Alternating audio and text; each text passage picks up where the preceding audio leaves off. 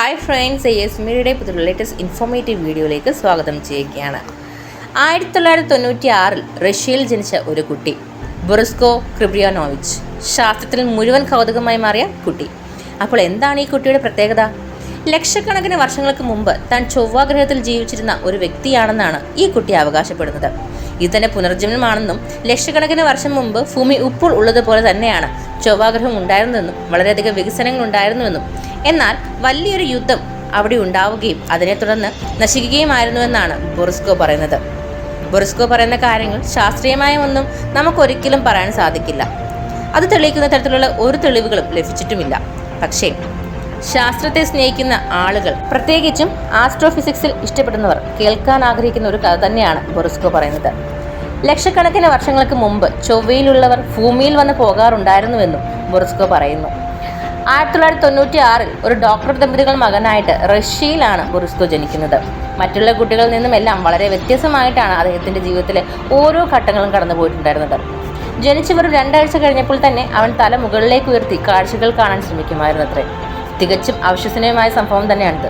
ഒരിക്കലും ഒരു കൊച്ചു കുട്ടിക്ക്, അതും 2 ആഴ്ച മാത്രം പ്രായമുള്ള ഒരു കുട്ടിക്ക് തലയുയർത്തി മുകളിലേക്ക് നോക്കാൻ ശേഷിയുണ്ടായിരിക്കില്ല. സാധാരണ കുട്ടികളെയൊക്കെ തന്നെ വളരെ വേഗത്തിലാണ് അവൻ വളർന്നു വന്നത് എന്നും പറയപ്പെടുന്നുണ്ട്. വളരെ ചെറിയ പ്രായത്തിൽ തന്നെ അവൻ സംസാരിച്ചു തുടങ്ങി. വെറും 3 വയസ്സ് പ്രായമുള്ളപ്പോഴാണ് അവൻ അവൻ്റെ മാതാപിതാക്കളോട് പറഞ്ഞത് ഇത് അവൻ്റെ പുനർജന്മമാണ് എന്ന്. കഴിഞ്ഞ ജന്മത്തിൽ അവൻ ചൊവ്വാഗ്രഹത്തിൽ ജീവിച്ചിരുന്നുവെന്നും പറയുന്നു. അവൻ പഠിക്കുന്ന കിൻഡർ ഗാർഡനിൽ ആരെങ്കിലും പറഞ്ഞു കൊടുത്ത ഒരു കഥയായിരിക്കുമെന്നാണ് ആദ്യം അവൻ്റെ മാതാപിതാക്കൾ കരുതിയത്. എങ്കിൽ എത്രയൊക്കെ പറഞ്ഞ് മനസ്സിലാക്കുവാൻ ശ്രമിച്ചിട്ടും അവൻ അവൻ്റെ പൂർവ്വജന്മത്തിൽ തന്നെ അടിയുറച്ചു നിൽക്കുകയായിരുന്നു. ഇതിനെ തുടർന്ന് അവൻ്റെ പിതാവ് ഒരു സൈക്കോളജിസ്റ്റിനെ കാണിക്കുകയുണ്ടായി. പക്ഷെ ആ ഒരു സൈക്കോളജിസ്റ്റ് പറഞ്ഞത് ബൊറിസ്കോ ഒരു സാധാരണ കുട്ടി മാത്രമാണ് എന്നും അവനിൽ പ്രത്യേകിച്ച് വ്യത്യാസമൊന്നും കാണാൻ സാധിക്കുന്നില്ല എന്നുമാണ്. ഓരോ ദിവസവും കഴിയും തോറും ബൊറിസ്കോ കൂടുതൽ പ്രശസ്തനായിക്കൊണ്ടിരിക്കുകയായിരുന്നു. അവൻ്റെ അടുത്തുള്ള ഗ്രാമത്തിൽ നിന്നും നിരവധി ആളുകൾ അവരെ കാണാൻ വരുന്നത് സ്ഥിരമായിട്ടുള്ള ഒരു കാഴ്ചയായി മാറി. ബൊറിസ്കോ കൂടുതൽ ശ്രദ്ധേയനാവുന്നത് അവൻ്റെ 10ാമത്തെ വയസ്സിൽ ഒരു TV ചാനൽ നടത്തിയ ഇൻ്റർവ്യൂയിലൂടെയാണ്. ബൊറിസ്കോ ആ ഇൻ്റർവ്യൂവിൽ പറയുന്നത് നൂറ്റാണ്ടുകൾക്ക് മുമ്പ് ചൊവ്വാഗ്രഹം ഇപ്പോഴുള്ള ഭൂമിക്ക് സമാനമായ ഒരു ഗ്രഹം തന്നെ ആയിരുന്നു എന്നാണ്. ഭൂമിയിൽ ഇപ്പോൾ കാണാൻ സാധിക്കും പോലെ നിരവധി രാജ്യങ്ങൾ അന്ന് ചൊവ്വയിലുണ്ടായിരുന്നു.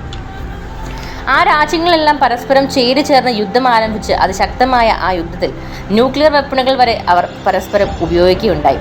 ശക്തമായ ന്യൂക്ലിയർ ആക്രമണത്തെ തുടർന്നാണ് ചൊവ്വാഗ്രഹത്തിൽ അതിൻ്റെ അന്തരീക്ഷം തന്നെ നഷ്ടമായി പോയത്. ചൊവ്വാഗ്രഹത്തെ ആ കാലഘട്ടത്തിൽ സംരക്ഷിച്ചിരുന്നത് അന്തരീക്ഷമില്ലാതായി കൂടിയ സൂര്യനിൽ നിന്നും ശക്തമായി വരുന്ന സോളാർ ഹീറ്റ് കാരണം അവിടെ ഉണ്ടായിരുന്ന എല്ലാ ജീവജാലങ്ങൾക്കും നാശമുണ്ടാവുകയുണ്ടായി. പക്ഷേ ചൊവ്വാഗ്രഹത്തിൽ ഇപ്പോഴും നിരവധി ആളുകൾ താമസിക്കുന്നതായി ബൊറിസ്കോ പറയുന്നു. പക്ഷേ അതിൻ്റെ ഉപരിതലത്തിൽ താമസിക്കുക എന്നത് പറയുന്നത് അസാധ്യമായ കാര്യമാണ്.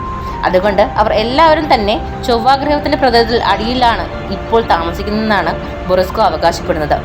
അവിടെ അതിശക്തമായ ഒരു സിവിലൈസേഷൻ ഇപ്പോഴും നിലവിലുണ്ട് എന്ന് ബൊറിസ്കോ അവകാശപ്പെടുന്നു. ചൊവ്വാഗ്രഹത്തിൽ ഉണ്ടായിരുന്ന മനുഷ്യർ ഇപ്പോൾ ഭൂമിയിലുള്ള മനുഷ്യരെ പോലെ തന്നെയാണ്, അതേ രൂപമാണ്. പക്ഷേ വ്യത്യാസം എന്ന് പറയുന്നത് ഭൂമിയിലുള്ള മനുഷ്യനേക്കാൾ വളരെയധികം നീളം കൂടുതൽ ആണ് ചൊവ്വയിലുള്ള മനുഷ്യർക്ക്. കൂടാതെ ഭൂമിയിലുള്ള ജീവജാലങ്ങൾക്ക് ഓക്സിജൻ ഉള്ളിലേക്ക് എടുക്കുമ്പോൾ ചൊവ്വാഗ്രഹത്തിലുള്ളവർക്ക് ഓക്സിജൻ്റെ ആവശ്യമില്ല. അവർ കാർബൺ ഡയോക്സൈഡാണ് ശ്വസിക്കാനായി ഉപയോഗിക്കുന്നത്. ചൊവ്വാഗ്രഹത്തിലുള്ള തൻ്റെ പഴയ ജന്മത്തിനിടയിൽ ഭൂമിയിൽ സന്ദർശനം നടത്തിയതായും ബൊറിസ്കോ പറയുന്നു. പരസ്പരവിരുദ്ധമായ ചില കാര്യങ്ങൾ കൂടി ബൊറിസ്കോ ഇക്കൂട്ടത്തിൽ പറയുന്നുണ്ട്. ചൊവ്വാഗ്രഹത്തിലുള്ള ആളുകൾ മരണമില്ലാത്ത ആളുകളെന്നാണ്. അതുപോലെ തന്നെ 35 വയസ്സിന് ശേഷം അവർക്ക് പ്രായം കൂടുകയില്ല എന്നും ബൊറിസ്കോ പറയുന്നു. പക്ഷേ ഇതേ ബൊറിസ്കോ തന്നെയാണ് മുമ്പ് പറഞ്ഞത് ചൊവ്വയിൽ ഒരുപാട് ആളുകൾ യുദ്ധത്തിൽ തുടർന്ന് മരണപ്പെടുകയും അവശേഷിച്ചവർ ചൊവ്വാഗ്രഹത്തിൻ്റെ പ്രതലത്തിൽ താഴേക്ക് പോവുകയും ചെയ്തുവെന്ന്. അവർ മരണമില്ലാത്ത ആളുകളാണെങ്കിൽ ചൊവ്വാഗ്രഹത്തിൻ്റെ പ്രതലത്തിൻ്റെ അടിയിലേക്ക് പോകേണ്ട ആവശ്യമില്ലല്ലോ. ഏത് മോശമായ സാഹചര്യത്തിലും അവർക്ക് ജീവിക്കാൻ സാധിക്കുന്നതാണ്, അല്ലേ? 35 വയസ്സ് കഴിഞ്ഞാൽ പ്രായം കൂടുകയില്ല എന്നാണെന്നുണ്ടെങ്കിൽ അവരുടെ സെല്ലുകളൊന്നും തന്നെ മരണം അടയുന്നില്ല, അല്ലെങ്കിൽ നശിക്കപ്പെടുന്നില്ല. അങ്ങനെയെങ്കിൽ മരിക്കാത്ത ആളുകളാണ് എന്നുണ്ടെങ്കിൽ പിന്നെ എന്തിനാണ് ഇവർ സൂര്യൻ്റെ റേഡിയേഷനെ ഭയന്ന് ചൊവ്വയുടെ പ്രതലത്തിൽ അടിയിൽ ജീവിക്കേണ്ടത്? ബൊറിസ്കോ പറഞ്ഞിട്ടുണ്ട് ചൊവ്വാഗ്രഹത്തിലുള്ള ആളുകൾക്ക് ടൈം ട്രാവൽ ചെയ്യാൻ സാധിക്കുമെന്ന്. അങ്ങനെയെങ്കിൽ അവർ എന്തിനാണ് ചൊവ്വാഗ്രഹത്തിൻ്റെ പ്രതലത്തിൻ്റെ അടുത്തിട്ട് ഒളിച്ചു താമസിക്കുന്നത്? അവർക്ക് ടൈം ട്രാവൽ ചെയ്ത് അവർ ആ പറയുന്ന അതേ വികസനത്തിൻ്റെ ടൈം ട്രാവലിങ്ങും കാര്യങ്ങളും ചെയ്തുകൊണ്ട് മറ്റു കാലഘട്ടത്തിലേക്ക് സഞ്ചരിക്കുവാനും അതുപോലെ തന്നെ ഈ ഒരു ന്യൂക്ലിയർ ഇഷ്യൂ തന്നെ ഇല്ലാതാക്കുവാനും സാധിക്കുന്നതല്ലേ.